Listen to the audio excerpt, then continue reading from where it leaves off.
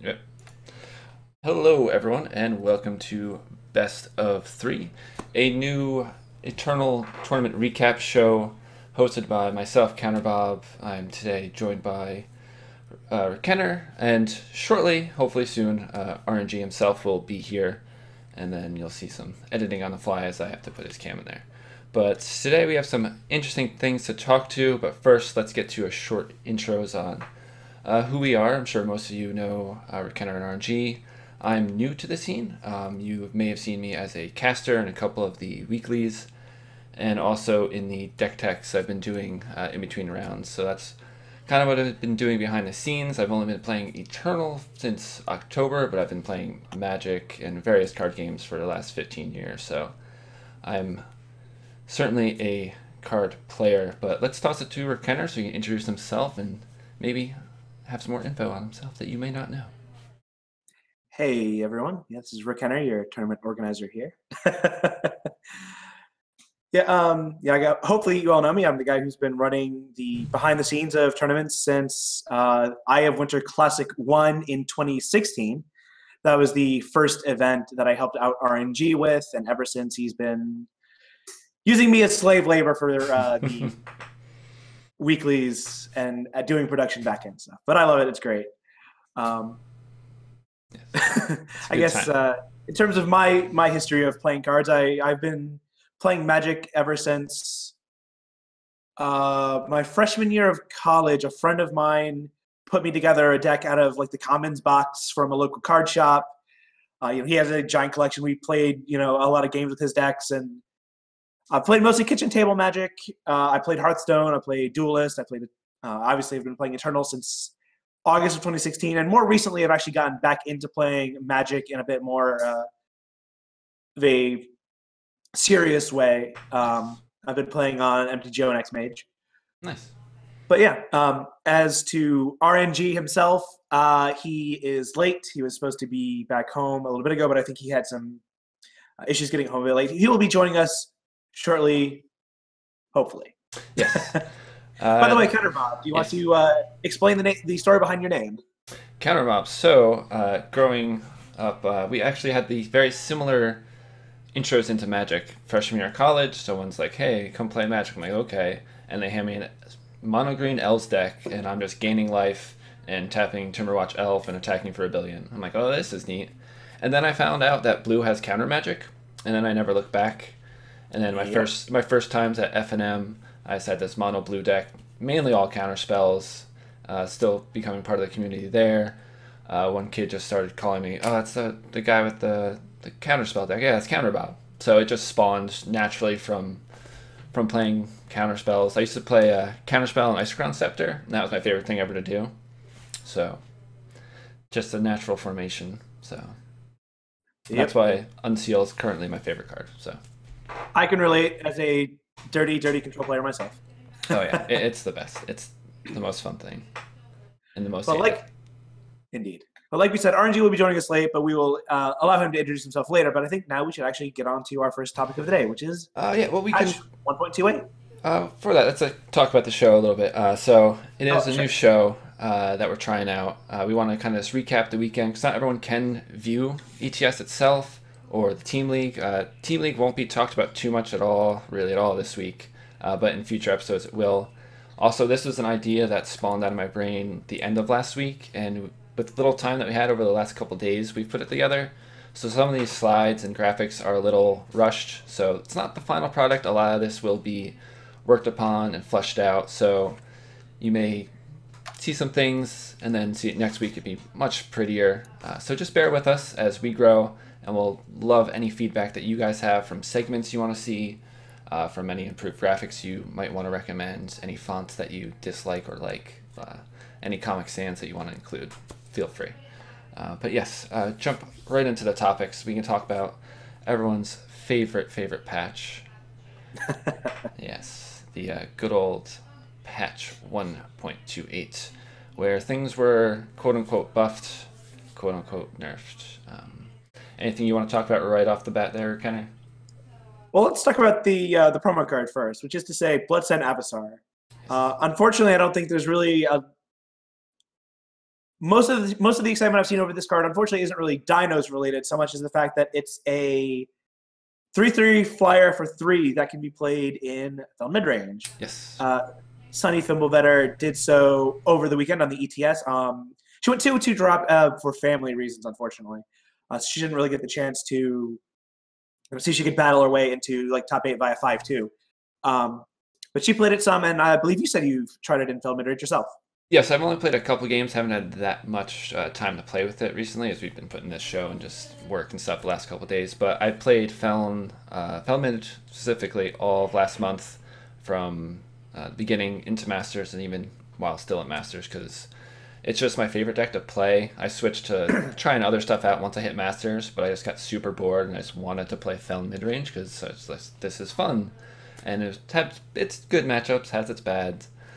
Trying out so many different versions in the 3 spot where it's really rough. Like Midnight Gale is an awesome card. That's your prime 3 spot. But then what else? You have Cabal Countess, you have Auric Interrogator, which was good, but it's not as good as it was in other decks.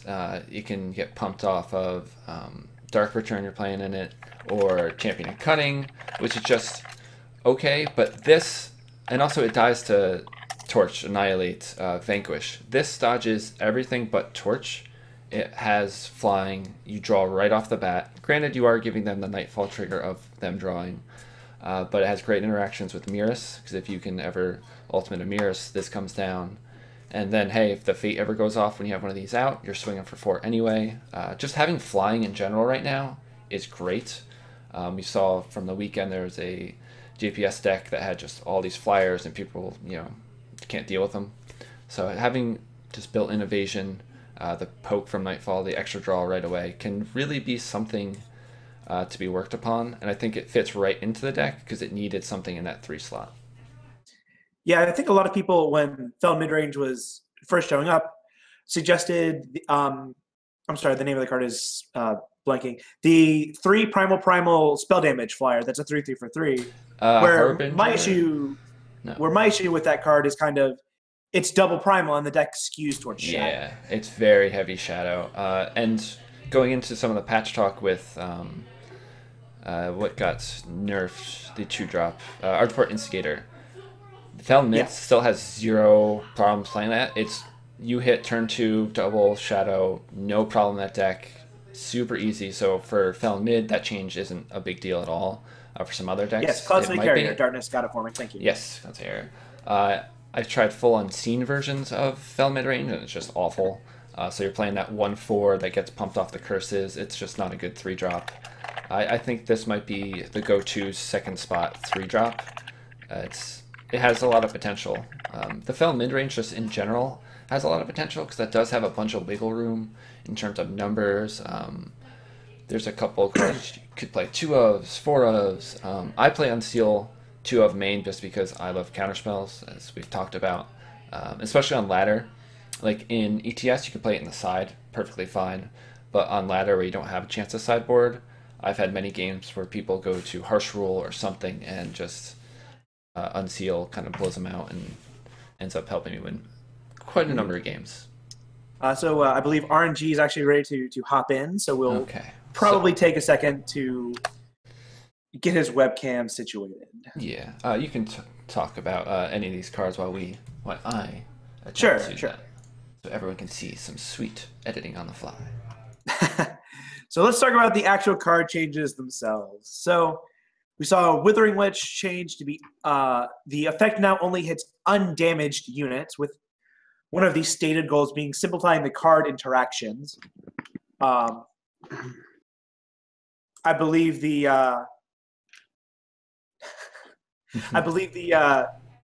copy pasta though has been going around is kind of implying that the text from Withering Witch was removed, but well, I think the card's potential uses have been reduced. We have yet to see if it's unplayable at this point. But it definitely was certainly a nerf. Another card that people kind of argued back and forth if it was a nerf was the Black Sky Harbinger change, which it is now a 4/5 flyer. And so this does allow it to do some things like block Great Parliament token or Kothon token owls profitably before they would just kind of bounce off each other, or even to be able to swing through a single owl token. But it is now vulnerable to Vanquish,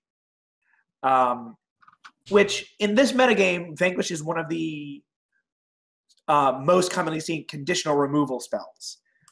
It still does dodge and annihilate, of course, but Vanquish is fairly ubiquitous. And I believe Feln, with the change to Black Sky Harbinger and Steward of the Past, we'll talk about Steward and Maiden and Dawnwalker in a little bit,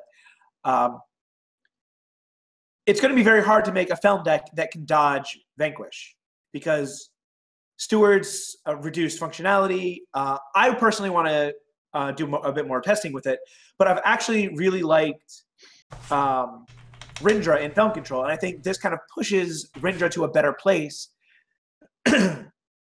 in the sense that now you just kind of have more Vanquish targets. That's a little bit of kind of like a not as good of a thing in a deck like this, where you're running like 18 units, 19 units in Feln Control.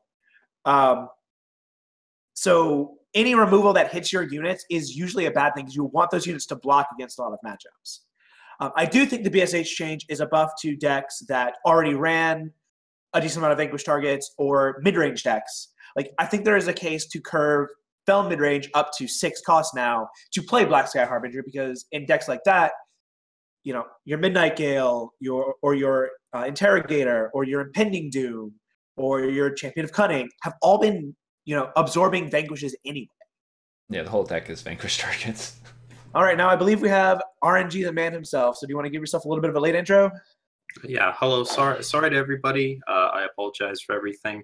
I had great intentions of being home at 7 o'clock and doing all the prep work and stuff. So please excuse my disheveled appearance and whatnot, as none of that actually happened. I'm aReNGee. Some of you may remember me from my streams that I did for a few months and videos before that. And I've taken more of a back-end role recently, but I'm excited to get back out here and talk about some of the stuff that's been going on with the tournament, since I've been hanging around for all those for a long, long time.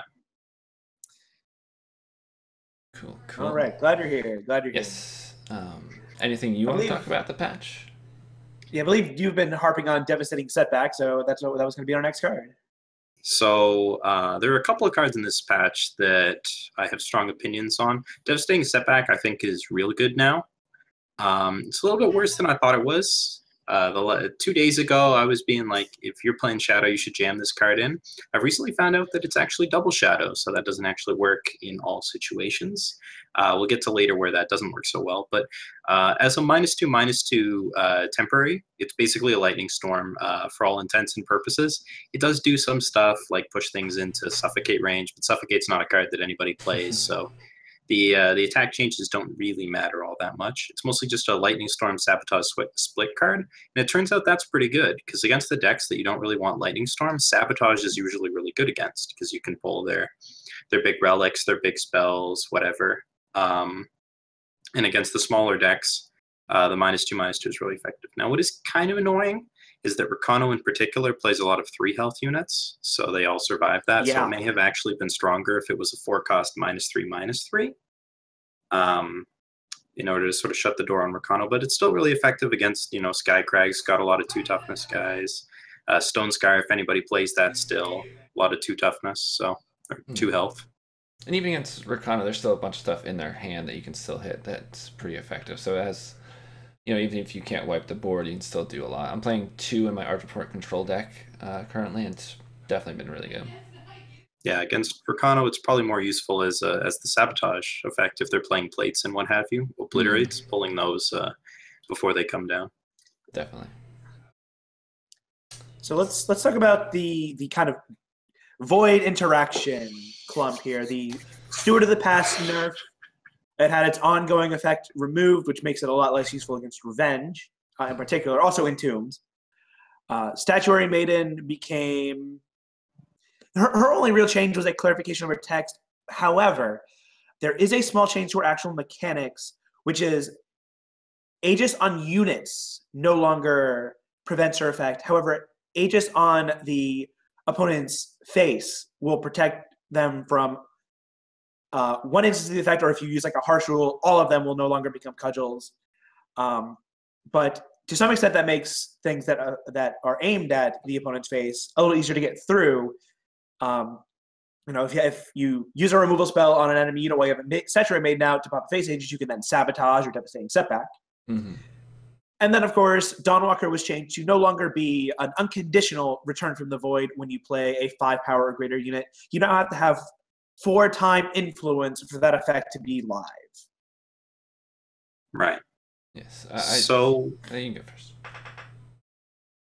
Sorry, go ahead. I would say I like the Dawnwalker change. I don't know if it was necessary or quite needed, considering where your time mid and Dawnwalker decks are. I definitely wasn't expecting it, but I guess with them hitting Steward, they needed to do something with Dawnwalker also. Exactly. I think the change, if one was changed, the other kind of had to be changed in terms of going forward.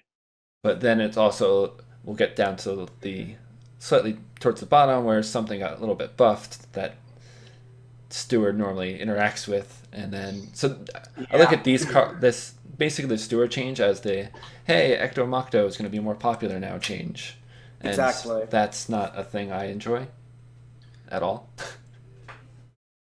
Yeah, I've always been a big fan of Steward the past, and am potentially not that well known, but privately very well known for really not liking Dawnwalker. Of course, I've been an Armory player for a long time, so Dawnwalker's been my bane for a long time. The known Armory player. I can agree with that, however. Yeah, so what Dawnwalker change does do is it pulls it out of any decks that have no business playing Dawnwalker. Back in the very old beta days when we had the Broken Champion of Cunning, you saw it played alongside that and Reanimator Shells, just bring back a bunch of charging Dawnwalkers. More recently, just in the fairer Reanimator lists, still to bring them all back. So it pulls it out of non-time decks, that's for sure. Yeah. It's also not so good in the mid-range decks, since they're less likely, they aren't as able to extend the game long enough to get as much value out of it. You're not guaranteed to be able to play it on 3 and then slam a Sandstorm Titan and get it back if it dies anymore. Yeah. I think it's a little more painful for the time factions that don't have crests at the moment. So Xenon and Cambrai are a little less able to easily hit 4 time, whereas Praxis and Elysian, if you're running all 12 duels, is a lot more likely to be able to hit 4 time. Maybe not on turn 4 to resurrect it with a on-curve Titan, but maybe with an on-curve Cerso or on-curve Heart of the Vault. Yeah, so one of the big setups with Dawnwalker was Xenon Initiation, slam it on there, and then you can return it. Has God, I can't think of the ability, Killer right on it, but that setup's going to take longer, so you may see that targeted on other units. So it changed the way that those kind of decks play slightly. So we'll have to see how it evolves, how the decks evolve in general. And Dawnwalker definitely requires a lot more thinking when put into a deck, not just a bunch of big units. It doesn't go along so well anymore. Yeah. And it's a much more defensive card. 3-faction Dawnwalker might be a little ambitious at this point. Yeah. Okay. Statuary Maiden. I guess we're sort of going backwards. Statuary Maiden is functionally the same in a lot of cases. It works a lot better with things that trigger when things die, which makes sense. Stone Scar cares about things dying a lot.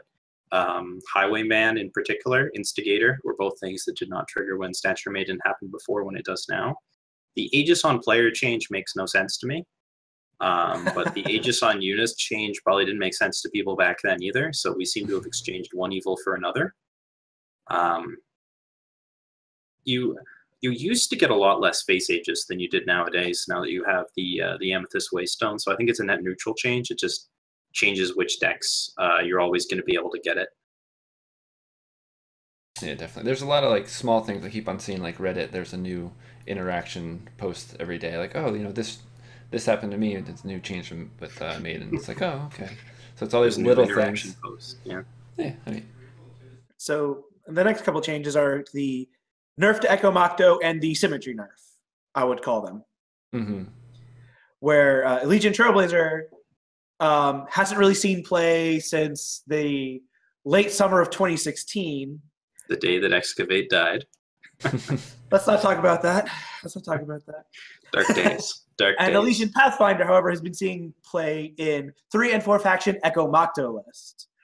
Where that really feels like the change that they intended, and Trailblazers was just kind of like, well, we have this card over here that does the same thing. for future splashing problems, as we appear to have. There he comes. Temporary. Oh, we're sorry, back. my Discord kind of decided to reboot itself, apparently. All right. It did that when I joined too. So I think we're all glad that Trailblazers are a little bit harder to splash. Macro decks were getting kind of silly with their fire, double justice, double shadow time sort of commitments, and now that makes it a little tougher. Trailblazer is just sort of splash damage to that, and I think it's fine. And any deck that's serious about doing the spell kind of stuff is playing with second sight and things anyway, so they're pretty hard primal. Just keeps it in line. Yeah, it definitely keeps the Echo Mocto decks to the 3-color to be more efficient. But I guess they kind of wanted to do that when you hit Steward. They got to do something that affects that deck. But then they also buff Stonepower Alchemist too. So Unearthly's been saying he's been playing 3-faction Echo Mocto. He says that you get a little bit less good card selection, card draw. He's now playing like Ancient Lore and Scheme, whereas before you were playing, more like Rise to the Challenge, things like that, Quarry. Yeah, so like the Ancient Lore basically replaces your Rise to Challenge. But you still get the buff. It's worse. But it works. You still can plus. There were some crazy things you could do with Rise, but I think just the sticking to a 3 to be just more consistent, where that deck kind of needs to be. He's gone again. There's a slide out of camera frame. All right, there we go. There you go. Apologies again. So I'm just going to touch back on the Steward the Pass change for a minute, because something that I don't think that we said was that, well, previously it was a staple. If you wanted a good defensive 4-drop in any shadow deck, this was the card that you put in. It's now much more of a tech card because it only has that Void Silence, and you need to hold on to it for so long. The 3/5 Deadly Body is good, but it's not worth playing in any deck just for the body. So you really need to want to make use of the silence effect. And given that it doesn't randomly hose and tomb and revenge anymore, it's much more targeted hate, which we saw Modern go this way, and it was a little bit worse than when we had a lot more splash damage type hate. So not a huge fan of that change. Stonepowder Alchemist, on the other hand, card I'm a huge fan of. I wouldn't be surprised if it started showing up in more decks because of that change. Yeah, I'm currently playing 4 in my Art Report control, just as a good 3-drop, gains you life, can block, comes back. It's just really good. Very good anti-aggro card. Yep. That's also annoying against control, because it turns out Revenge is really good against control too. Yep, it gives you something to put pressure on. They can't just free roll rune hammers and weapons on you. It just does so many stupid little things that I don't think anyone saw this getting a buff. Very good against Rune Hammer. Oh yeah, because of the summon effect, especially. Yeah, they might be in a jam where they have to play the Rune Hammer, kill it, and then you get that super lucky right off the top, and you just kill the Rune Hammer right back. And then they feel dumb. Oh yeah, it happened in a game I played yesterday. It was great. But the other change to an Argenport card, except it's not really just an Argenport card. Has it in the name. Yes. But Argenport Instigator is now a 3 shadow card instead of just 2 shadow instead of just 2 shadow. Rec mentally nerfing the card further. Yeah. I mean, we can hope. No. At 3 costs, I think it would be unplayable. So I don't think that would be a good change. Yeah.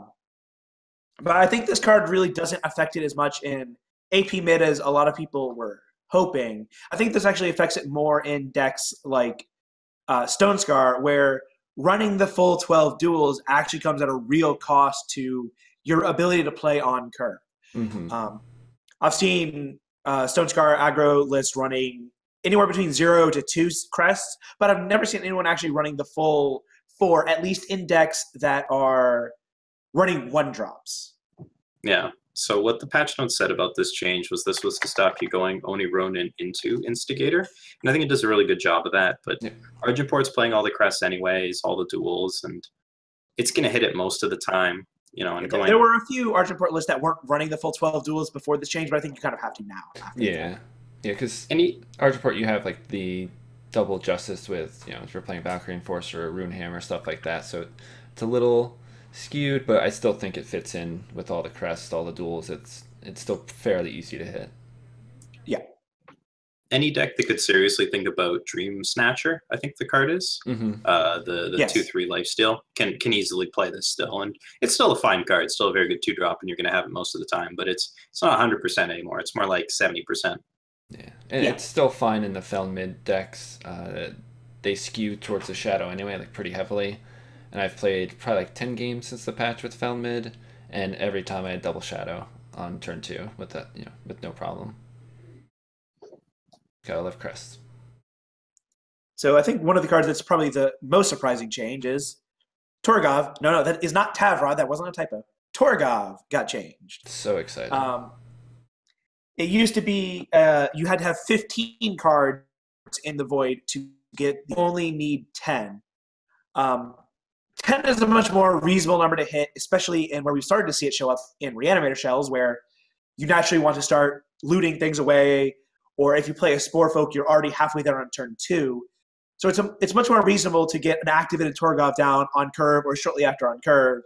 And fun fact, Torgov costs 4. It can beat Scream. It's probably my new deck this month I might be playing, trying to get to Masters with. This last month was Fel mid. And I've been messing around with a couple of different versions of Scream. And just Screaming a 7/8 flyer is the funnest thing. Because then you get to draw cards, more Screams. Then if you Dark Return it, you have an 8/9 flyer with charge that draws cards. It does everything. It can really get out of hand. Yeah, it does everything that deck wants to do. It's a 4-cost unit. It draws you cards, and then you get to discard those, which is a benefit in this deck, and it's big. Yeah, and it's just, and like you may be worried about like Vanquish and stuff in that deck because you have Rindra in that, but you got to hit those things, and then also that's fine because you're running Dark Returns and Scream, so it's not a worry. Whereas other decks that have those kind of units might be worried because it's just gonna die. We're fine with that in Scream decks. I will say one quick thing to note. If Torgov himself is your 10th card in your void, you might not get the results you want if you Scream. Well, if you play Scream, that'll replace it. Yeah, that's actually true. You're right. Yeah, if it's your 9th card. Yeah. But then it won't have the buff on it, etc., etc. So, yeah, all the modern Scream decks are trying to do nowadays is just punch people in the face with Rindra, and this just gives them a bigger Rindra to do it with. Yeah. So, would not be surprised to see a bit of a departure in some of the more mid-range Scream decks to sort of take advantage of this. I'm not sure that the full like Vera grasping at Shadows decks have the slots to also play Torgov, although we'll see. But I would not be surprised to see him fitting into any of the mid-range ones. So more of him to come. Yeah, especially him not being Shadow, it might not fit into the Vera ones, but you could see it as like a 2-of, just to kind of splash it in there for its super effectiveness. But definitely in the ones that top off at 4, you can see it. It's awesome. It's just a cool card. I also like the art a lot. And then our final change was not one of the ones that they really called out explicitly. It was kind of lumped in at the bottom of the patch list. And then these aren't a full list of the patch changes, but I think this is the final card that we've seen already have an impact, which is the change to Hideout Pistol. It used to be a 1/0 weapon that if you played it on a Gunslinger could kill a unit on the opposing team that had less attack than you played it on. Now it is +2/+0, and you can do things like play a Cabal Countess, then play a Hideout Pistol on her to kill, for example, a Sandstorm Titan. Whereas previously, sure, a Cabal Countess, if you activated her, could swing through a Titan. This lets you get rid of the Titan as a problem. And if you activate her before you play the Hideout Pistol, you can kill every unit that sees play except for a Mystic Ascendant that's been on the board for 2 turns. Tavrod dies to it. Reality Warden dies to it. Champion of Mystery, we haven't seen that in a while, but that was kind of the previous, 7/7 that blocked everything. So when that comes back, playing Hideout Pistol on a 6/1 Cabal Countess will still kill that card. Illunex went 5-2 in the ETS last weekend with a Stone Scar Gunslinger deck. It's a bit more of a mid-range deck. It doesn't have any one-drops, and it curves up through Jek and Soulfire Drake at the top end. I'm a fan. It's kind of a deck I want to put together, but I've yet to put together the playset of Jeks. Yeah, I've seen it in the Argentport Gunslingers deck. I do like seeing more aggro decks starting to pop up with it. Previously we just had maybe one or two decks, but I think the Argentport Gunslingers aggro has a lot of potential. Still doesn't have some good matchups, but I think there's some wiggle room with it, and Hideout Pistol definitely gives it like an insane reach with it. And just do a lot with that card. I like it a lot.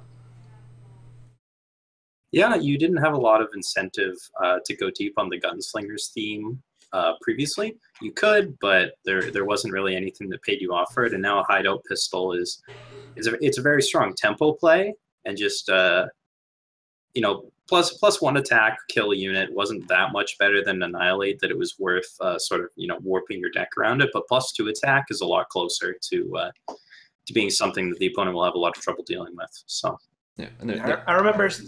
Sorry, go ahead, Counterbob. There's also a card that we talked about a little bit before that is a Gunslinger that got a buff. So good old Alchemist Bud. Slap a pistol that's on right. him.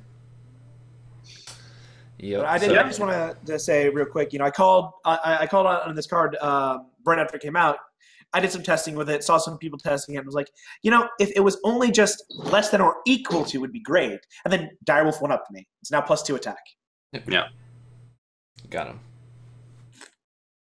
Pretty good on that Oni that doubles up on weapons now. Although your opponent would have to have 2 units in play, which doesn't usually happen right now. No. That's true. I think that's pretty much we hit on all the notes we want to talk about for the patch. Went over all these key cards. There's still more, so if you want to look at the patch notes, find any of the other information, feel free to do that. If you have anything you want to talk to us about the patch, let us know. We can talk about that maybe next time or just in comments. So let's move on to our next topic. The ETS event this past weekend. There's the week 4, and we can go into the archetype breakdown. So we saw a handful of decks, a laundry list of decks. Sorted by win rate, I see. Yes. So shout out to Temporal Control. Yeah. Shout out to Unearthly, actually, for, we stole these stats directly from his posts in the Eternal Discord, where he posts this usually right after the deck lists are revealed for the archetype representation, and shortly after the event, the Swiss is over for the win rate. Yeah, a lot of community work done overall in just Eternal, and it's great to see that. It definitely helps us when we're trying to produce this sort of content. So if you're into helping or want to do that sort of thing, definitely contact us, and we like it. So Charge Rod up at top with that. We only saw 2. And one did make top 8. Nyamster was 7-0 with Charge Rod in the Swiss. So definitely, yeah. The other person who brought Charge Rod not quite living up to the potential of 100% win rate. That's pretty hard. So close. But yeah, it's nice to see this many decks. Even though people were worried about just it being a Tavrod show with the non-Argentport changes for the most part. People were expecting that in the patch to see something to Tavrod, but it wasn't. Although Argentport was the most represented deck, it only was 51.1% win rate during the Swiss. I mean, we only saw, one in the top 8? Yes, TV Kelly. Yep. Yeah, I'm pretty sure a lot of people kind of decided to go the next level on Argentport midrange, which is to say, all right, if people want to bring Argentport midrange, let's bring decks that beat Argentport midrange. And we saw that in JPS Control. We saw that in Icaria Blue, although Icaria Blue's win rate not quite as good this week. We saw that in FJS Removal Pile. Yeah. We do see some positive win rates in Ricano and Skycrack aggro, which is nice to see, and also Stone Star Gunslinger. So it's nice to see aggro decks starting to pick up, even in the face of these Removal Pile decks. So it's nice to see that sort of change. I think our second highest deck was JPS Control, followed by Feln. So those control decks are definitely coming out. Feln falling a bit. We haven't seen it top 8 since week 2, I believe. I don't think it. Yes, I believe week 2 is the week where Bashing Tuan and Best Buffoon both top 8 with it. Yeah. Yeah. So, I'm not sure where that's going to fall in the upcoming weeks with the rise of removal pile type decks. So what we are seeing here is the natural meta shift that always happens, sort of all in one place, which is really cool to see. You know, Argenport mid-range is, as it says, a mid-range deck, and it's been on everybody's mind for a lot. So people have gone up the curve. They brought in those control decks, and what did people bring that did well against the control decks? Well, it's the fast aggro decks that are able to go under them before they, you know, get all their stuff in there, and that's right up there at the top. The Charge Rod deck goes over top of Argenport, the control decks do, and then the aggro decks go under all the Charge Rod and JPS control nonsense that they're trying to get going on. Yeah, just it goes to show that there are things that beat Argenport. As scary as Tavrod himself is, it definitely skews the meta, just that card and the deck in general, as we said, with this shift in terms of people bringing decks to beat that deck itself. I will say real quick, in week 3, we actually saw 16 people bring Argenport mid-range, and it had a 54% win rate. So I think that we definitely are seeing the downshift in popularity, as people probably predicted, an uptick in popularity of decks that beat it. Yeah. So that was actually the week that Icaria Blue took second. One thing that could be going on is a lot of people really didn't like Argenport mid-range. So some of the popularity from Argenport mid-range was there were a lot of feelings pre-patch that Tavrod in particular, and as well as some of the other pieces, were going to get the nerf back. So some people might have been trying to ride out the Argenport mid-range train before it ended, so to speak. So we saw an upswing in popularity there. Other people didn't want to find a way to beat Argenport mid-range. They just wanted to get it out of there as fast as possible. So they like to see it do well. They maybe brought it out themselves. So now that it's been pretty clear that Tyrod's going to be sticking around for a while, people finally sat down and said, okay, we need to deal with this problem. And for the most part, they went back to their roots. We saw FJS Removal Pile win Worlds over top of Argenport mid-range, and it came back out of the vaults for this week. This was a deck that you could completely play last week, but nobody did. We had no copies. Kamado himself was on Argenport mid-range in the first 3 weeks of the new season of ETS. Yeah. And then this week we had 6 copies come out as people finally sat down and said, okay, we need to actually beat Argenport mid-range. We can't beat around the bush anymore. Yeah, definitely. And one thing that we saw pretty popular the first couple weeks was Icaria Blue, and most people weren't too excited by that. And we saw a kind of downshift to no copies in the top 8 this week, and we see it at a 42.9% win rate for this week 4. So the shift into more of the removal piles, more into the FJS type, rather than trying to include that the blue aspect of it. Now, I don't actually know, but I think that the new Icaria Blue decks are not that good against Rakano, which saw a little bit of a spike in generally speaking, yeah, Icaria Blue was never great against Rakano. It definitely lost some percentage points compared to straight Armory. Yeah, you see those 3 health come into play when the storms aren't good. And yeah. And I think for the most part, the storms have been coming out of the Icaria Blue builds, focusing on more of a mid and late game style. Icaria Blue has some problems with removal pile in particular, as well as Armory, just sort of slamming everything. Just the player with more Icarias wins that matchup, basically. When you've got low weapons and you're just relying on units, the person with the more Icarias generally wins. And so they had some trouble there, as well as there were a couple of other decks that gave Icaria Blue a bit of problem. So it's good at beating Argenport mid-range in general, I think.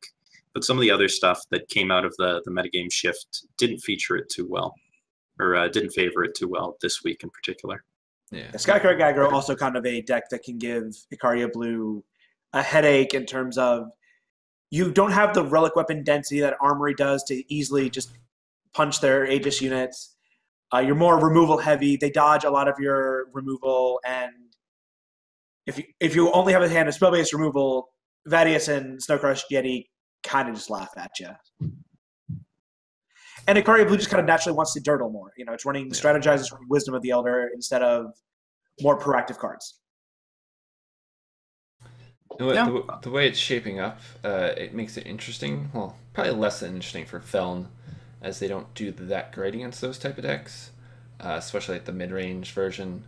We saw with the patch, there's potential for the new Dinosaur, the promo card, but people may just not be willing to play that into these decks that are just not good against, that have risen in popularity. So that's an interesting trend to watch. 4 promos for Saturday. Yeah. So you were stuck running 3 at most. Yeah. Which may have turned some people off to that. Couldn't do the full testing. No. Couple of decks down at the bottom that are interesting to see. Argenport midrange is still kicking just slightly above 50%, but Argenport control is just dead in the water, floating at 30. Passed by the new FPS Scream decks, which are 35%, and the Echo Macto decks, which are fortunately below 40, and hopefully won't pick up too much on popularity. I think over time, Scream might rise, as it is a fairly difficult deck to run, and with the changes to Targov, people could have been trying that out and not been used to its interactions, the deck's interactions, so it could be something where, especially if we have a week off, so we have 2 weeks basically of people trying to test. We have a lot of time for people to kind of get the right builds of these Scream decks and stuff like that. So, and I think the deck is pretty good against what's popular now, and it's certainly super fun. So if you're looking for a fun deck that has potential, that's my recommendation. And the final deck in the list is TJP Temporal with a 0% win rate. Yeah. I can't say I didn't expect this, because I did, and I'm glad. Yeah, I think most people are. It's the new Chalice, basically. Speaking of Chalice, there's no Chalice on this list. Nope. Times may not be good if you're not a fan of cows, but if you're not a fan of control decks, well, certain kinds of control decks, times are good. Unless you hate Armory, then you're probably not very happy. Yeah, not a big fan FJS Armory, 50%, 2 representations. Most of the players that played that seem to have switched over to the removal pile. The weapons weren't doing them quite as well as just having all the wanted posters and slays and stuff, as much as I dislike wanted poster as a card. It works to a degree. It's a 1-cost draw too. Yep. Ish. Yeah. Yeah, it's very conditional. Sometimes it's just the Aegis Popper. Yeah. Which sometimes it's just what you need, and I don't know. It's pretty close to saying, your next removal spell cantrips. Yep. Yeah. You end up neutral on actual card advantage, or on actual cards, except their unit died. So yes, which is the card advantage. Yeah, but it's stuff with like Argenport control where you don't really have too much draw besides Tavron himself. It's definitely a nice thing for that deck, even though we only saw it at 30.8%. So we'll have to see where that goes. It works because you have no better options, essentially. Yep. I think Quarry is a much better card. Oh, yeah, definitely. And you can do a lot more with it. But okay, so that's the archetypes for this week. Yeah. We can jump. Do you want to talk about the top 8? Yep, we'll go right into our top 8. As we can see here, we have the Swiss results of each top 8 competitor and the deck that they did play. So the only one that went undefeated was our Charge Rod player, which was kind of surprising and also very timely of me doing a deck tech that day of it. Maybe I'm like Nostradamus, who can foretell these things. So who knows? But yeah, Argenport only won in the top 8. We saw the 3 aggro decks, then 2 removal pile, and then an interesting take on JPS control. Yeah. So I actually have a lot of trouble reading those names from here, but I'll try to pass them on. Let's start with the stuff that ended in top 8. Charge Rod's day ended to a Recano aggro deck. He stopped running into dirtily mid-range opponents, and Recano just sort of said, that's enough of that. Our famous GPS control decks ran into a removal pile and, well, didn't have such a good time with Ikaria, I guess. Same with the other Argenport mid-range deck. That was, 3-0, so about what you'd expect. And finally, our other Rakano aggro deck did not make it through, slain by Skycrag aggro. Okay. Yeah, So, Skycrag generally does get under the other aggro decks, although I think with Whirling Duo, the matchup may be a little bit better for Rakano, given that the old style of bird plus pants is no longer quite as played, which used to kind of be how Rakano beat other aggro decks. It's a little tough. Nobody can block. And the difference is that Rakano has 4 vanquishes that don't hit anything. Yeah. And Skycrag aggro has 4 permafrost, which are real good. Oh, yeah. The one with the better removal generally does a slight bit better. The one with the fast draw is also usually the leader there. So our top 4 were 2 removal pile decks and Rakano deck and a Skycrag deck. So 2 aggro, 2 removal. And then to the surprise of some, the removal pile decks actually beat the aggro decks. Yeah, the matchup versus Rakano doesn't surprise me too much. Although I'm disappointed that we didn't get to see how Kamado beat Skycrag, where Skycrag is kind of like the worst matchup for FJS removal pile that is reasonable to bring to a tournament. How about that? Yeah, and 3-1 too, so it's not like they went to the full 6 games or 5 games rather. Just winning 3 games is kind of surprising, but both the decks snuck it through, and then we had a removal pile showdown in the finals, which our world champion finally emerged victorious from. Yep. Removal pile knows who brought it into existence and did well. And their decks were good to their creators. They were slightly different too, so I can actually bring up those 2 decks here. So we can try to look at it. It might be a little small, but it's believe we're working with what we can.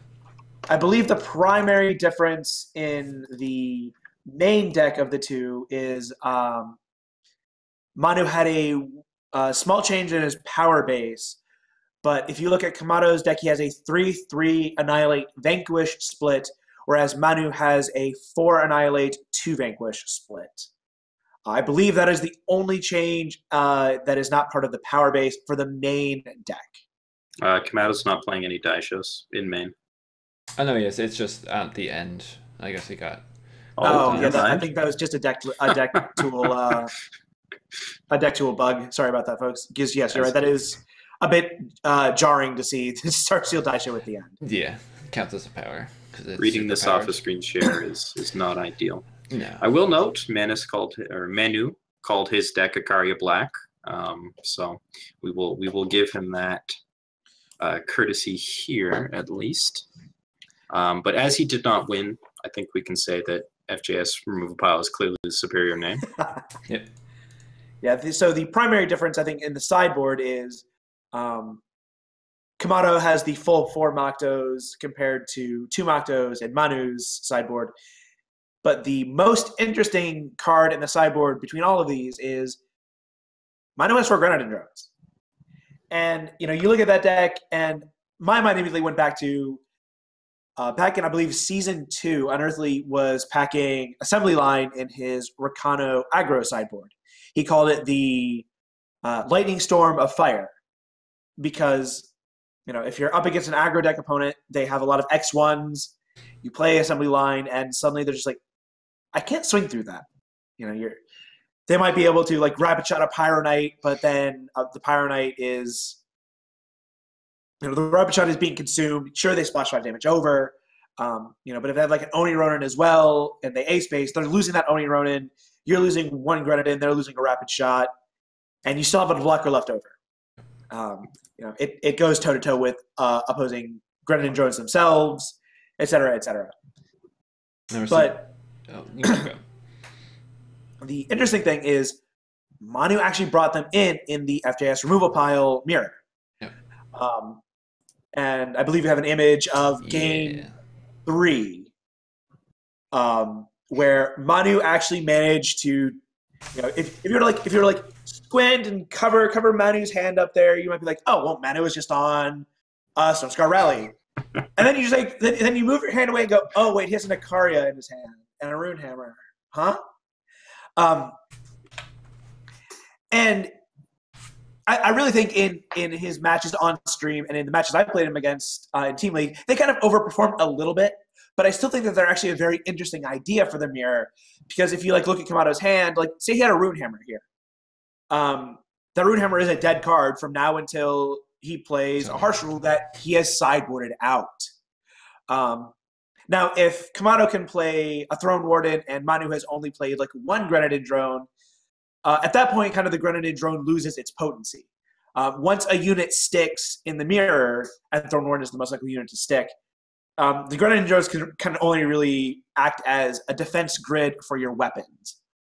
But still, that kind of makes them in the post board games where Harsh Rule is out. They just kind of act as you can't hit me in the face. So I think it's actually a really cool idea. Like, my first instinct when I saw that was, he has Grenadin Drones, that can't be right. But once I saw the way it played out, it became apparent that, oh, that was a really clever choice. Yeah, that's just good deck building and good knowledge of when and where to use your sideboard cards. That's the big thing about tournament play, is you play so many games with your sideboard. Sometimes it may be just way more important than your main board, just because Yeah. Some cards are just so important in so many matchups, and it's so key to be able to access those. So building a proper sideboard is just another part of the game besides just actually sitting down and playing the game itself. And it's very important to realize, like in this situation, even if Manu only really intended it to be anti-aggro, even if a card wasn't part of your sideboard plan for a deck, if you can realize, okay, wait, this actually is better than some of the cards that are, in my 90, and even if they're cards 72 through 75, they're still better than what you're bringing in over, or bringing them in over. Sorry, go on. So I've been holding on to this for a while, and we've moved a little bit past it, but I'd just like to come back to the lightning storm of fire, as you call it, and just say, the day before you had real sideboard options in Rakano, where those were dark times indeed. Yes, that was set one. Like before Copperhall Bailiff, before you had Whirling Duo, before you had Unseen Commando, Rakano played a lot of bad cards at 3. At one point, Rebuke was even played in the sideboard, although to be fair, Rakano hasn't really seen better removal since set one. And Unearthly's played it in the main board a couple of times, but I think he's even won with it once. So I think that's more on Unearthly than on Rebuke, though. So I can't promise that's possibly true. I don't mind the Grenadins in the sideboard. I think it's a little bit interesting, given the breadth of the options that you have access to in Fire Justice Shadow. You have real cards like the aforementioned, Copperhall Bailiff. You've got Devastating Setback. You've got actual Assembly Line, although Grenadin Drone's probably a better card than Assembly Line. For those purposes, I'm not actually sure that it was correct in the FJS removal file mirror, because the weapons aren't actually that much of a big deal. Getting value out of a Runehammer is nice, and Daisho getting a Daisho buffed is good, but the problem is that there's nothing really to buff Daisho other than Ikaria, and the game plan really is just Ikaria Showdown. It's the player who draws the Ikaria first and then plays more. The rest of the stuff is kind of a sideshow to that. It's not like Armory where you're buffering up weapons and then you're just, I play a Runehammer, hit you. You play a Runehammer, hit me. You just go back and forth like that in 5 turns, and having the extra blockers is valuable. He dilutes his deck a little bit of cards that can interact with the things that matter, the Throne Wardens, the weapons, and the Ikarias, and ends up with just a couple of Grenadin Drones. And if Kamato happened to leave in the Harsh Rules on a Soul Read, that would have worked out really badly for him. So It's an ambitious game plan, but I think it's high risk and only medium return is the problem. I just think it's better than like your 21st piece of removal to bring in a Grenadin Drone, right? Especially when you look at that he has Annihilate in the deck, and Annihilate can kill a Throne Warden, but it can't kill a Makto, it can't kill an Ikaria. So you don't really want to bring in, you don't want to leave in Annihilate. So I think Volks and the first the one Steward that he has there are where you want to be. You see that Kamato's running the four Maktos in the sideboard, so you want Volks for that. He may have already had Volks in which case, he just brought in additional removal. But it wouldn't have been in my first 7 cards. And I guess he might have just brought in his whole sideboard because he got Sabotages too. Yeah, whole So sideboard. maybe all 15 came in. I would be interested in seeing what ManuS exact post board 75 looked like. Torch loses value in the matchup. You're still going to want to trim some amount of removal. You may even want to trim root hammers themselves. So I still think they are kind of a more valuable, 72nd through 75th card than a lot of his other options. Depends on how you want to play it, I guess. Torch gains a bit of value when the Vulcan Forcers come in, because you don't want to waste any of your actual removal spells on that, and they're good for popping the Aegis, as I attempt to pronounce it correctly. But it was interesting to see that sideboard strategy there, and I'm glad that we highlighted it. Ultimately, it did not prevail, however. Yeah. It did prevail against me on Team League, however. So shout outs to that. Manu beat me 2-1, and then went on to sweep our team. We check all our decks based on how well rekenner does against them. I think we made a mistake in sideboarding in that we could have left in lightning storms and put in torches as a cheap Aegis pop over that. And then for game 3, we changed that. So that was interesting. But yeah, shout out to that match this weekend. It was great fun. Yeah, and the drone plan is definitely an interesting take on it. I mean, obviously got them to the finals, so there's some value in that. And it's just, it could just be, hey, let's see how this works out this week. I'm not sure how their testing methods went. It could be something they saw by accident, and they're like, oh, this is actually pretty good in these types of matchups where we didn't think of. So it all depends on those type of things. I'm interested to see the next ETS if it's in the sideboard again. It's worth noting that it is probably the best anti-Skycrag deck that you can play, and that's a deck that can really go under a removal pile. So if you're worried about that matchup in particular, having those 4 in the sideboard is definitely good. And considering that Manu beat, I think Skycrag, or no, he faced Kamado beat Skycrag. So if the top 8 pulled out a little differently, he would have needed those against Skycrag. It's a fair amount worse against Ricano. Yeah. So I believe our next topic for the night is we have a couple of deck highlights. I think we're going to go into... never mind. I can't read, apparently. So yes, I want to talk about this peach. So I enjoy... I'll be back in just 1 second, sorry. Yes. I enjoy JPS, the color combination, or faction combination, and I really enjoyed seeing this deck. In the past, I've built JPS decks with, Tav Radamon because he's the big cow. He's super good. But the combination of Nostrix and Sheltering Rider as just the general flying evasion is awesome.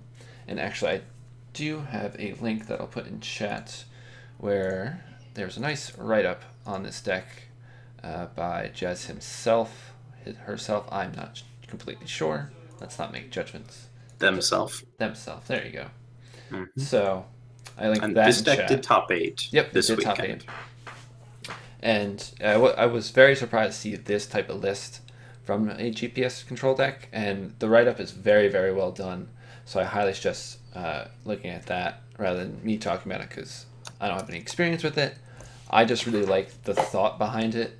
Blacksite Harbinger is super good in this deck because, as we were just speaking about earlier, you're afraid of it being a vanquish target and stuff like this, but we have Nostrix, Mokdo, Sheltering Rider. Like, you have to hit so many things with vanquish, and also you're playing Protect in this deck, so you can, play that on your Blacksite Harbinger. So there's a lot of potential in this type of deck. We did a deck tech with Bruised by God, with Horu midrange, the variations of that with Horu Flyers. Spoke about the same sort of things with Sheltering Rider and Nostrix, and then you throw in the shadow cards with Mokdo and Harbinger, and it's a very powerful top end. You have to play Harsh Rule, Slay, as Slay is just one of the best removal spells in the game itself. You have access to Permafrost. Like, there's so many cards in this deck that is very good right now, and I think this is a deck you might want to be prepared for going to future ETSs or also into the ladder. Yeah, so shout out to our deck tool for having devastating setbacks still at 4 cost. We'll get that fixed for the next ETS. Whoops. But let's not beat around the bush. The heart and soul of this deck is Macto into Nostrix and make 10/10 Mactos that your opponent can't beat. Oh yeah. Which is super cool and really interesting to see in a control shell. Inquisitor Macto is a very good anti-control card, but it's also a good way to generate long-term advantage. And now that he's been freed somewhat from his nemesis Steward of the Past, it really lets you go wild here, with your harsh rules and whatnot, and live the dream if you want to. And then if you play Protect on him and he comes back, he has Aegis. I love it. So many good things about this deck. It's just, I think it's well positioned. I believe I saw in chat, Jez said it has a pretty good matchup against Removal Pile. So we'll have to see how that plays out. If Removal Pile is a deck we see a lot of. Yeah, historically, JPS decks have been a lot more spell-focused. A lot of them have been like Gift plus Harsh Rule in the past, and this sort of unit-based focus, in some ways, I think this stems out of the Huru decks that we were recently seeing. A lot of people played Huru spell control when they did bother to play Huru, or they went like full Aegis strategies. Sort of the Huru mid-range deck with the flyers reminded everybody that these Huru cards had been seeing a whole lot of buffs, and the units were worth playing nowadays. So it's interesting to see it evolve out here. As always, take any deck, add 4 Slay, and you've got a new archetype. And that's kind of what happened here, but we added in a few other Feln and Argenport cards as well. Yeah, we have access to a whole bunch of crests as well. So playing the full 8, you get that from Crest of Cunning and Crest of Vengeance. So access into the Shadow. Whereas the normal Horu decks have 0 crest, now you have 8 just by adding splashing in 1 faction. So that definitely helps out, certainly with the control decks. You get to see a lot of different cards between just scouting, then you have strategize, wisdom elders. It's very good and right where you want to be for control. That is a good point. Having 8 crests as a control deck is nothing to laugh at. That's certainly really good for long-term capabilities and better than what else they'd be playing. Although you see the 4 Hoover banners in there sort of sitting kind of sadly. Yeah, but you are playing a decent amount of units, even though they are more on top end. It's still not too shabby, but they do want them to be crests sooner rather than later. Interesting sideboard. We see Thunderstrike Dragon, only 1 setback. Maybe that'll increase over time as that will come out. Unseen Commando has a 4 up inside. I like that. A little more pressure, the 4 Sabotage, and the rounding off the 2 more Protect. And then I hate this card because every time I feel like I play it, Rain of Frogs is the most mediocre thing I've ever used power for. And every time it's played against me, it's the best card that my opponent's ever seen. So I'm just not going to talk about it. That sums up my experience with the card as well, yeah. Yeah. I've always been on the good end of Rain of Frogs, but I don't know if that's that surprising given my name and general demeanor. Yeah. So you're always my opponent in the Rain of Frogs matchup. Although I haven't played actual Rain of Frogs in a long time. At the very least, you used it to absurd effect against me in our in-house tournament about a year ago, yeah. Yeah. Was that a year ago? My God. That was like 8 months. With the way Ikaria is just everywhere right now, it could be a necessary thing to just deal with Ikaria, as it's a rough card to deal with. It's coming at you with charge, it has Aegis on it, you need to have 2 cards in your hand. Sabotage does not hit units. Is basically what we're saying here. And there's a lot of times where your opponent will rise for an Ikaria and then pass the turn. So if you have to have good old Rain, so they just wasted their whole turn rising. So there's potential there with it. And it's definitely, I think, a card that needs to be in these sideboards, but there's so much potential just to whiff. It's definitely a card you need to know when to play it. Again, same thing with Sabotage. There's not every time on turn 1 or turn 2 when you have undepleted power, you just throw it out there. There's times where you want to hold it so you can, on turn 6 perhaps, play Sabotage, see it's free to go, play your Makto. So there's, just because it only costs a certain amount doesn't mean you play it when you have that. So certain cards are definitely like that. Sabotage and Rain act just like that. As a general rule, if they don't play 7 drops, Rain of Frog stays in the sideboard. Yeah, pretty much. Okay. So, do you want to go to your deck? Another JPS deck. The other kind of JPS unit-based deck. Yes. Although, let's be fair, this is a Felm deck with one other color, whereas that one was a Huru deck with Slay and Macto, essentially. So we're coming at it from a different angle. Here we have Phoenixton. I've never been good with names. JPS Scream deck played to a 5-2 finish at this week's ETS. Didn't quite make it in on Breakers. Was about 11th, I think. But a very cool deck here, which will give me a good opportunity to talk about the strategies of Scream in general. Modern Scream decks became very much less about Gorgon Fanatic, although they do still play it, and a lot more about Rindra. And this deck sums that up about as much as it is possible to do so. Plays all the general support cards, but this deck's strategy is basically play Rindra, have it die, scream it back, and then hit your opponent with it 5 times. Yep. So you're playing Rindra 5 times in order to kill them, and everything around this is built to bring it back. Haunting Scream brings it back, Dark Return brings it back. We've even got the Argenport Control-esque curve jump of 5 to 8 in order to fit in those 4 Veras up at the top end. And the rest of the deck is just built around not dying. You're playing, Annihilates, Vanquishes, Slays, and Harsh Rules. Just keep your opponent from playing units, and then you'll just bash them with a bunch of Rindras. Works out pretty well. You've got all the removal for aggro, Stone Powder Alchemist to stabilize, and then just any kind of mid-range deck is going to have fits against this much removal, plus the Wisdoms, the Vera top end. And the control decks don't like all those screaming units. They don't do too well against that. So it hits from a couple of different angles, and I can see pretty easily why it did quite well against the mid-range and control things that were brought out. Probably doesn't have the best aggro game plan. It's playing Lightning Storms in the sideboard is sort of a transformative thing. But again, once the stewards go away, the void decks get to come out and play.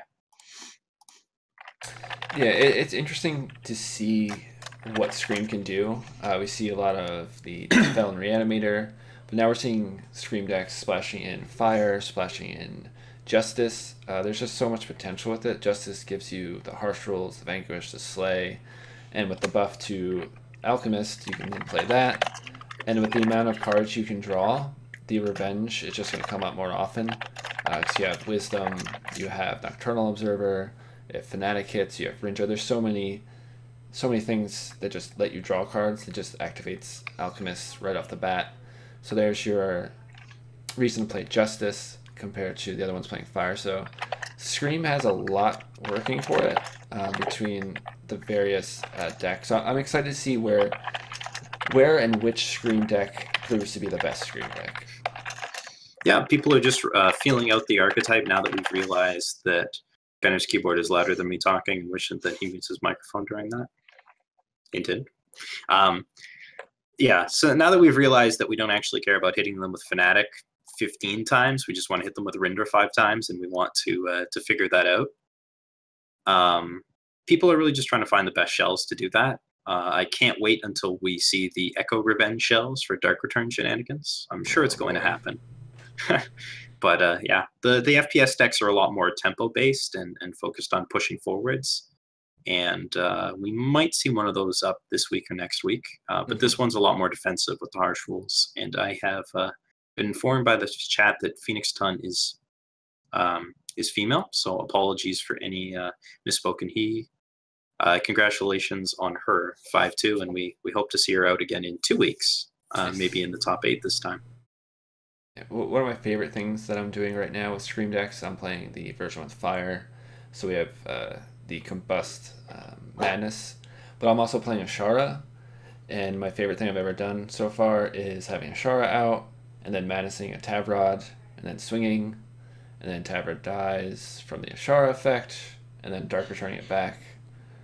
That was definitely a very fun moment. So there's a lot of play with Scream, and it's going to be all over once people realize that Steward is just adios.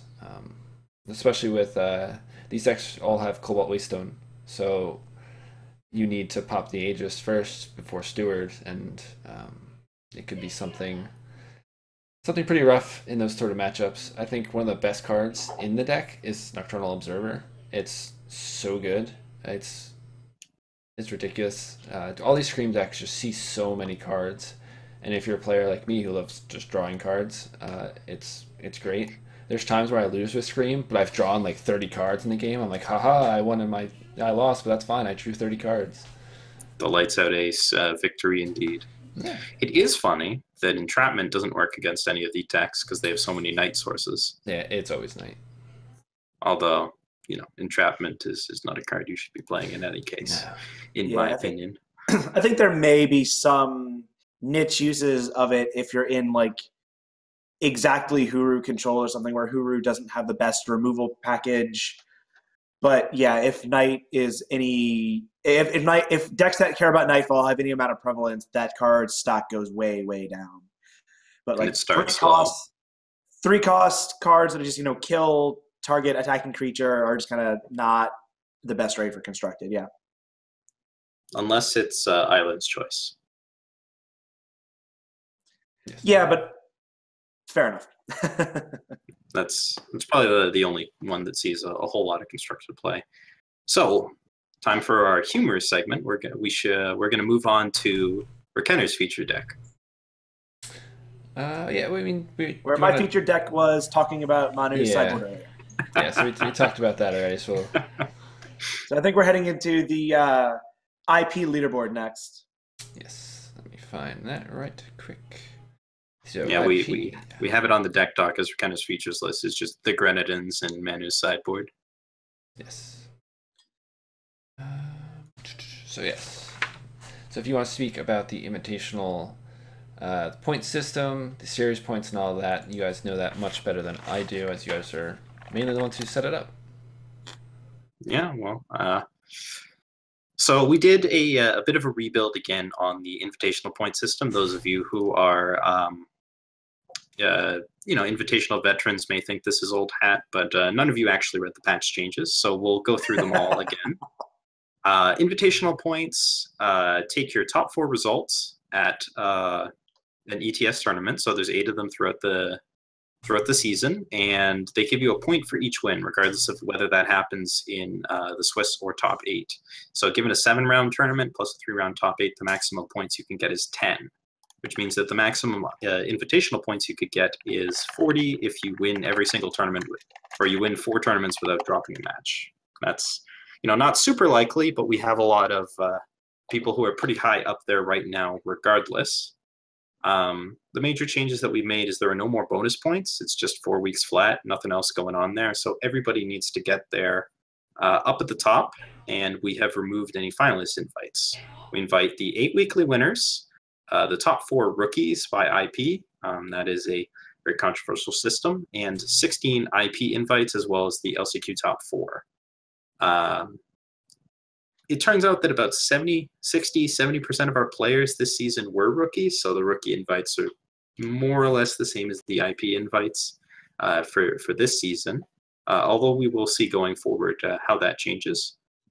Yeah, for this season at the moment, the rookie invite system is really just give the OND players that are sitting down on the bubble at 14 a chance to get in. Mm-hmm. Invite system.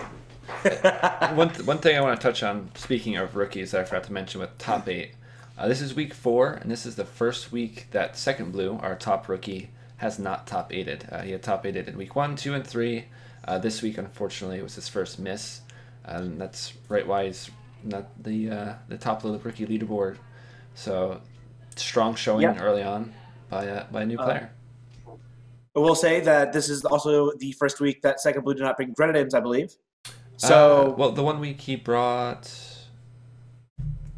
I can't remember. He brought Grenadins, something else Grenadins, and then this week I believe. Oh, is that the case? No, apologies if that was the case. Yeah, then this week I believe he told me he brought Rally Aggro. It did not Which go did well. not do well this week. It was like 10% win rate or something. Yeah. So not a good day. He actually told me he built the deck just before the tournament, so that could be why too. And then alongside him on the rookie IP, we have Niamster. I'm going to get this wrong. Did he just do the 7-0 run with Charge Rod? Yep. Yes. Is that the right guy? Yeah. Okay. So he top 8'd this week, and Jez also top 8'd this week, up at 17 points there. Over on the IP invite, we have a few names that some of you longtime players will be familiar with. Unearthly, of course, up at 20 IP, always does well grinding the weeklies. Danabor had the top 2 with Cario Blue. Bruised by God had some big team league runs that ended this week, but doing quite well here too. Liney Vine was our last chance qualifier player for Season 1 Invitational, so going back a long way there. And Lunix and Flash, Komodo, Puppy are all longtime players. So a good mix of the old and the new on the IP invite charts too. Missing Toes did bring up in chat that SecondBlue brought Dark Combre in week 2. Gotcha. Okay, so that was his other deck, and he top 8'd with that one as well. Yep. Yeah, looking over at the winners, Alarmadillo won the first ETS of the year over top of SecondBlue. Top 8'd again the next week, was picked up by OND and has not top 8'd since. I merely state the facts. Darkness won the second one, putting himself in the exclusive club of having won 2 ETSs, as he won one previously with Stone Scar Jido. Surprisingly, there's only actually 4 players who have done that, including our world champion Kamado, who just won his 4th ETS this last week. The other 2 are Sir Rhino and our player of the year, Unearthly, who has won the most weeklies of any of our players. With 6. One for each of his seasons, although he didn't actually win one in each of his seasons. He had a drought in Season 5, I believe, and won 2 in Season 4. That sounds right. Yeah.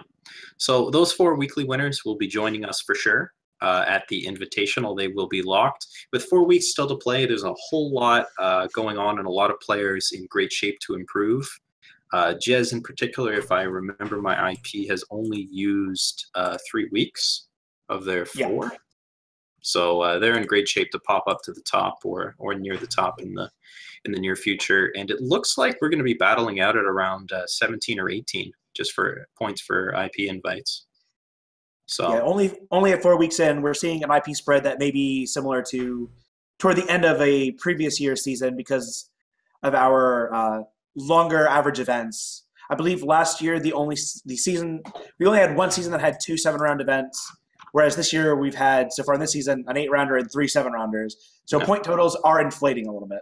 And tournaments are going longer, and there's just there's a bit more consistency of players coming out as well. Mm-hmm. Yeah, this week was our lowest at 95. Yeah, 95 registrants, 90 after check-in. Yeah, that's still a hefty amount. And I think some of them might have not played due to the patch or just not had time to prepare due to the patch, so they might have skipped this week. And it was the Pro Tour this weekend for MTG, for whatever that's worth. I'm sure all of our regulars are also, MTG Pro Tour players, so they were busy. One or 2 of them at least. Yeah. Shout out to Sunnyvale. Although I don't know that he was at this particular one. No, he wasn't. Yeah. So RNG, one of your player stories for this week is, I believe, best mentioned right about now after we talked about the winners. It's maybe the most controversial statement we'll say on this show. Is Darkness a good player? So, it's a very difficult question to answer honestly and fairly to the viewers, because it has a lot of subtext around it that may not, or not a lot of subtext, but there's a bit of history behind it that they may not know about. Darkness made not a very impressive debut back, I believe, in Season 5, going a incredible something like 3-21 across 4 weeks, proudly calling himself the least successful player in Eternal. Then he spiked a weekly and won with Jido and kind of screwed things up, and it's been all uphill from there. He's been having a lot of success in Team League, with a very positive record there, above a 70% win rate, and then he won another tournament here. He is one of our top win rate players in season 2. But if you look at his career as a whole, back in the first year, it's a lot lower, so it averages out to a lot more reasonable things. So the question is, was Darkness sandbagging? Has he found his way, or is he just on a spike? And I think the question is that Darkness is an above average player who's just riding a little bit higher than the norm right now. He's not as he's not the kind of player that a 3-21 score would indicate. He was slamming Jito game after game at a time when Jito was not a deck and the meta was not favorable to this non-deck. So lost a lot of ground there, and I think that now that he's found Argenport mid-range as his current wheelhouse, he's got a more meta deck in his hands. He's having a lot more success with it, and I think that's to be expected. Yes, sometimes no matter how good you are at just playing the wrong deck, you can only do so much. So, a fact which all brewers must eventually come to terms with the fact that, yes, you're doing something different from everybody else, but there might be a reason that everybody else isn't doing this. Yeah. Yeah. It's the reason why you're in silver still, even though you have a sweet brew. Well, speaking of being in silver, Darkness's ETS winning deck was titled So Easy Even Silver Can Do It. The joke really being that he was still in bronze at the time. Yeah. So he's actually shooting above his success. Although I will point out that historically players that have talked about how easy it was to top 8 or win a tournament, after doing so, have not done very well in our ETS thing. Whereas people who put in the reps week in, week out, people like Kamato and Unearthly that just keep slamming games, they're the ones that the effort shows. Yeah, and sometimes it's just learning how to play long days. Like, you may think, oh, I'm sitting at a computer hanging out, playing games. But it's a long day, and your brain's working. You can get mentally tired, physically tired. So the more conditioned you are to it, putting in, week out, you'll get used to it. There might be days where you're like dragging and make a silly play because you're just not used to this long of a tournament, especially with we're getting more people. We might have more 8-rounders and stuff like that coming up. So just, even if you're qualified, just to get the more reps in these long tournaments, it may be just a good idea. It's definitely mentally draining and can be physically draining. Yeah, which can be part of it too. As players get more experience, like Darkness did, got more successful in the longer tournaments. Yeah. And all credit to Darkness. He's a good sport and a good guy. So yeah, we're glad that we could do this little segment here. Yeah, I think we're gonna, with all these segments and stuff, we each have our players, stories, and stuff like that. And I'd already touched on mine a little bit with SecondBlue, not top 8ing this week. Doing these deck techs and stuff, it's been nice to actually talk to some of these players. We talk a little bit before, we do the deck tech, then we shoot the breeze for the next half hour, sometimes an hour, and then even afterwards, I keep in contact with them. And it's nice to just keep this open line of communication with them, and I get to hear feedback from their tournaments and stuff like that. And I think he has a lot of potential, not only as just being a rookie, but going forward, if he sticks with it this whole year, I wouldn't be surprised to see him doing pretty well in Worlds if he makes it there. Yeah, and it really is the players that make the ETS interesting. We can talk about the decks all we want, but it's the people that come out and hang out every week, and you get to know them, that you really start to feel like you're involved in something that's big. And the fact that we've expanded the tournament so much that we have 90 people coming out every week, I mean, that's 90 people to come and hang out with. And for the most part, the attitude's pretty positive and stuff, and everybody's having a good time. So it makes it a really great experience, both or at least I guess I'm more in a viewer capacity nowadays, but as both a viewer and as an organizer. Yeah, and coming from like this back end perspective, we might know some of the players, but some of the viewers might not. That's why I like producing this content, doing this, the deck techs. We eventually want to do like player interviews on this show, so to give the viewers and people not too familiar with the players themselves, and look into them. Maybe all of a sudden you like this guy's just theories on decks and the way he plays and the way he thinks, and that becomes your favorite player. So now you have someone to root for rather than just being like, oh, it's a sweet deck, I want to root for that deck. Now you're rooting for a player rather than just, I want to see this deck do well today. So I think this could be a good way to build people up and kind of make it more exciting to see like who's going to be in the finals, maybe make some rivalries behind the scenes.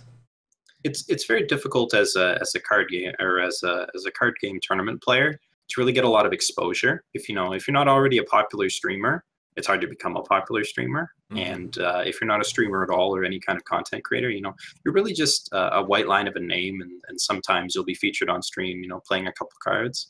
And if you don't have something like brewing to differentiate you, it's very difficult for people to really, see you and understand what makes you unique and what makes you, someone to cheer for. And getting fans for the ETS and for the ETS players is something that we would really enjoy. We'd like this to be an enjoyable sport or an enjoyable thing for everybody involved. So anything we can do to make it cooler for the viewers and for the players is something we'd like to do.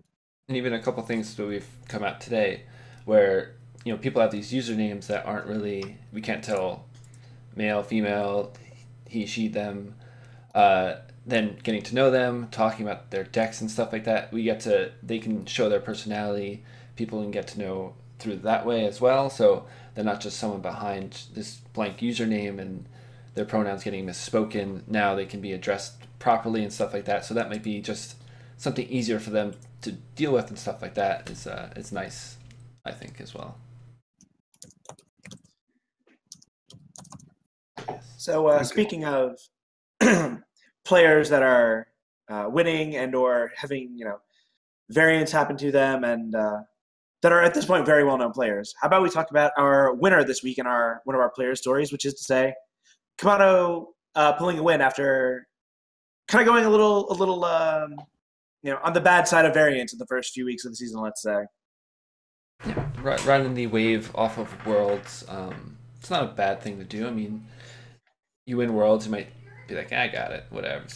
Take some weeks off. I'm sure he's still playing hard and doing whatnot. But going back to the removal pile, I believe you guys said he did not play removal pile until this week. Mm-hmm. Yeah, he was on AP mid for the first week. This is the first week anybody played removal pile in 2018.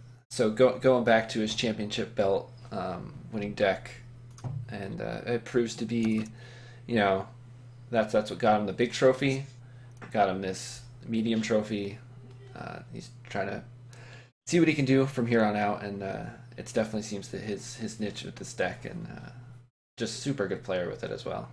So I believe you have an image of his deck list to bring up real quick while we talk about him for a second. Yes. Okay. So Kamado's always been a player that's done stuff a little bit differently from everybody. And a bit of a trendsetter. Very strong opinions on what's good and what's not. And this can at times get him into a rut. We had a nice fun 3-week period where Rakano Armory was the best deck in the game, and no one could convince him otherwise. And we have a tweet from him week 4 where he said, "Glad that's done with. We're moving on." So he was jamming the Argenport mid range, and it wasn't working for him. And he went back to a deck that he had sort of invented in the FGS removal pile, Armory without the armory, so to speak.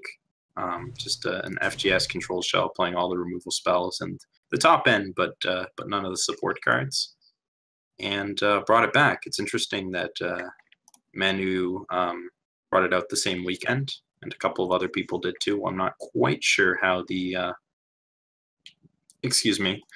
the transfer came on there, but Kamado's always been very vocal about what he thinks is good and what he's playing. And if you hit up his Twitter account, which is at Kamado, he'll usually have something up for you there about what he says. Whether it works for you or not is always going to be questionable.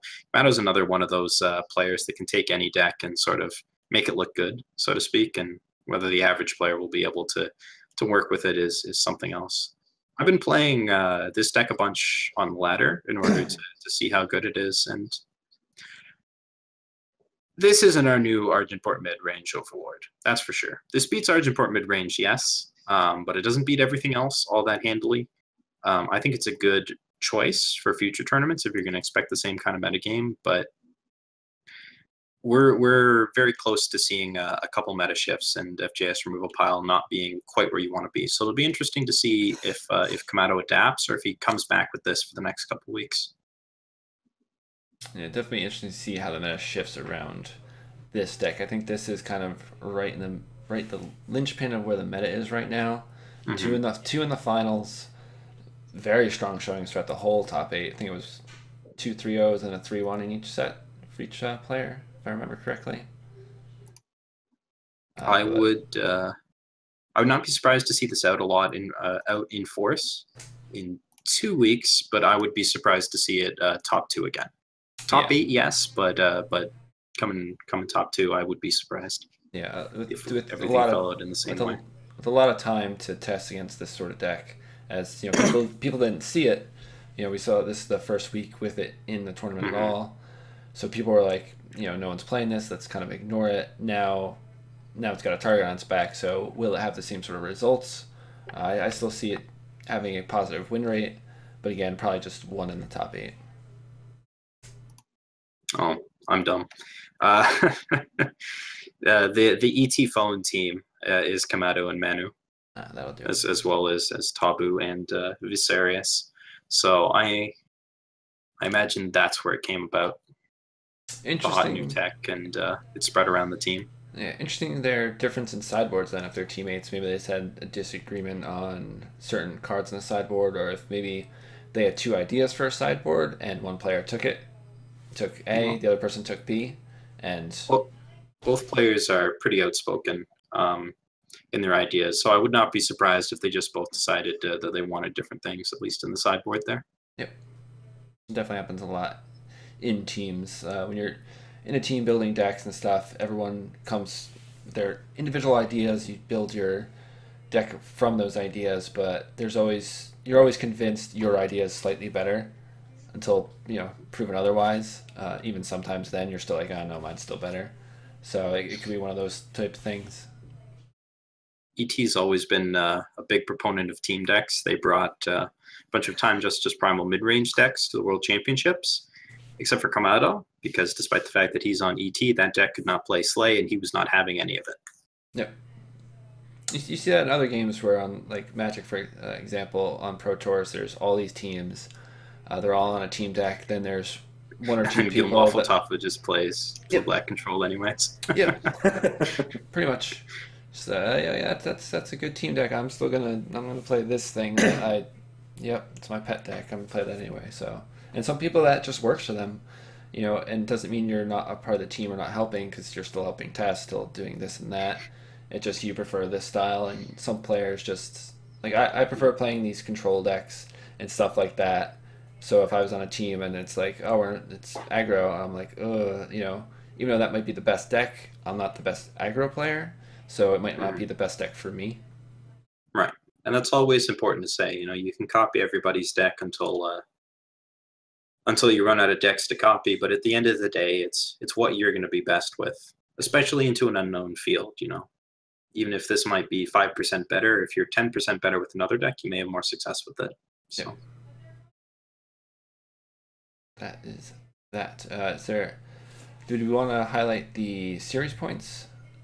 Yeah, sure. Pull that up temporarily. With only 4 weeks in, there's not a lot to talk about, especially since we cut off like 10 people from the list because they have 2 or fewer points, including Player of the Year Unearthly, who has 2 off of 2 top 8s, I believe. SecondBlue is leading the pack. His second place +3 or +2 further top 8s are putting him up at the top there. Danabor is in second off of his win with Akaria Blue, I believe. Alarmadillo won the first week. Kamado just won now. Darkness and Croja are winners too. And then Manu with his second place finish. Manu is the only second place finisher not to have additional points right now, which is interesting. All of SecondBlue. No, that doesn't make any sense. Was there maybe some incorrect? Was Danabor second twice? Is that what happened? No. No. I believe he top forward and top 2 though. All right.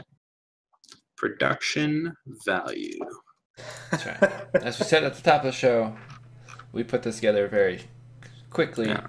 So some of these things will be fixed. So don't worry. That doesn't make any sense.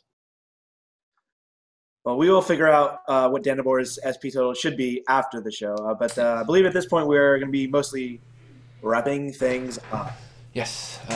Any last topics or tidbits you guys want to talk about, or you guys ready to? We can take anything from the chat that they want to talk to us about for a while. Chat believes that Danabor got the extra point from being 7-0 in the Swiss 1 week, which very good call, chat.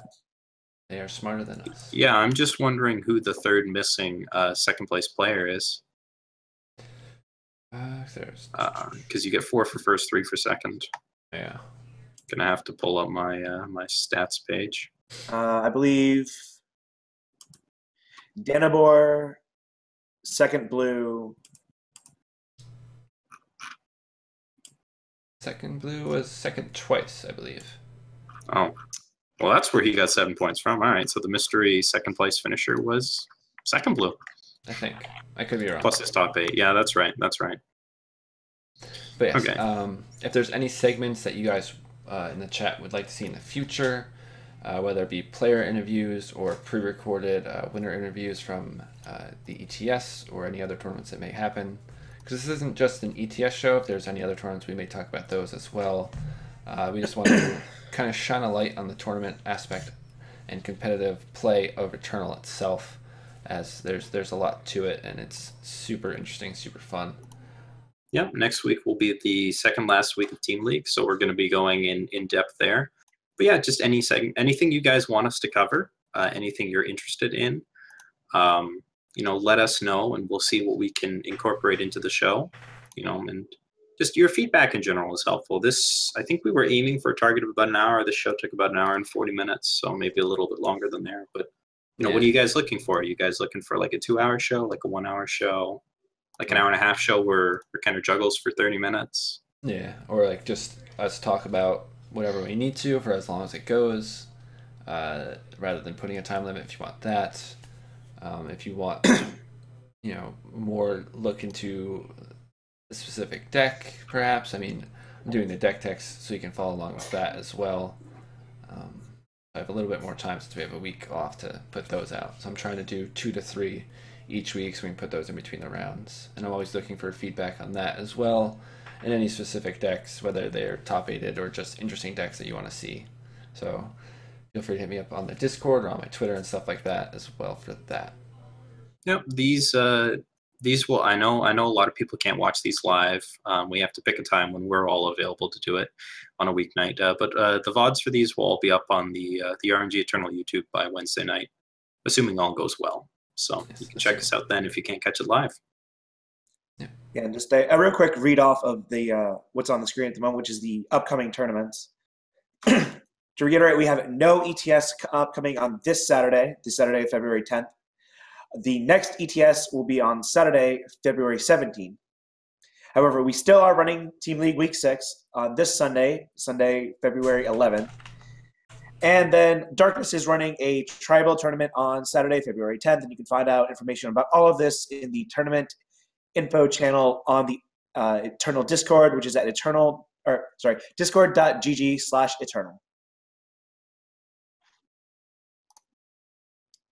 Yeah, so thanks to everybody who came out this week.